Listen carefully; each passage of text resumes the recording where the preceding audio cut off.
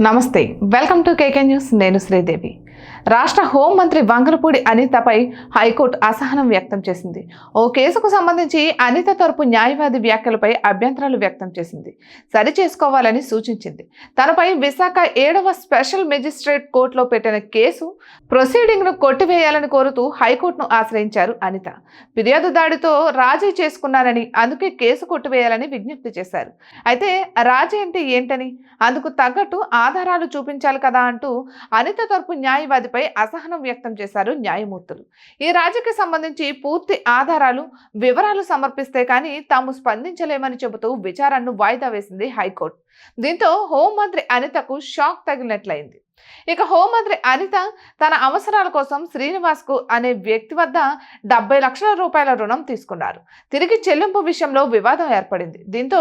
బాధితుడు విశాఖ కోర్టులో check bounce case వేశారు తన వద్ద డబ్బులు తీసుకుని అనిత ఎగవేశారని అక్కడ కోర్టులో పిటిషన్ దాఖలు చేశారు శ్రీనివాస్ అయితే ఆ కోర్టులో ప్రొసీడింగ్ ను రద్దు చేయాలని కోరుతూ అనిత హైకోర్టును ఆశ్రయించారు ఆ క్రమంలో ఈ రోజు కోర్టు విచారణ చేపట్టింది బాధితుడు శ్రీనివాసరావుతో స్వయంగా మాట్లాడింది అనితతో రాజీ కుదుర్చుకున్నారా అని న్యాయమూర్తులు ప్రశ్నించారు అయితే తనకు ఇవ్వాల్సిన డబ్బు ఇస్తానని అనుకుంటున్నానని శ్రీనివాస్ బదులిచ్చారు తనకు వారి చుట్టూ తిరిగే ఓపిక లేదని కూడా చెప్పుకొచ్చారు అందుకే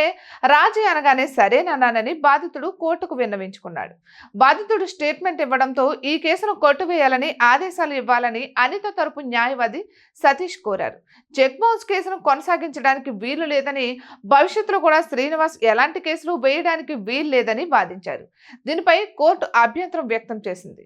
అది రాజీ ఎలా అవుతుందని ప్రశ్నించింది రాజీ అంటే ఇరుపక్షాల మధ్య ఒప్పందం జరగాలని అలా జరిగితే ఒప్పందం చూపించాలని కోరింది ఆ రాజీకి సంబంధించి అన్ని వివరాలను తాము ముందు ఉంచాలని హోంమంత్రి అనిత న్యాయవాదికి సూచించింది కోర్టు ఈ కేసు విచారణను ఈ నెల 10కి వాయిదా వేసింది దీంతో హోంమంత్రి అనితకు షాక్ తగిలినట్లయింది ఇటువంటి మరెన్నో వీడియోస్ కోసం కేకే న్యూస్ తెలుగు ఛానల్ని సబ్స్క్రైబ్ చేసుకోండి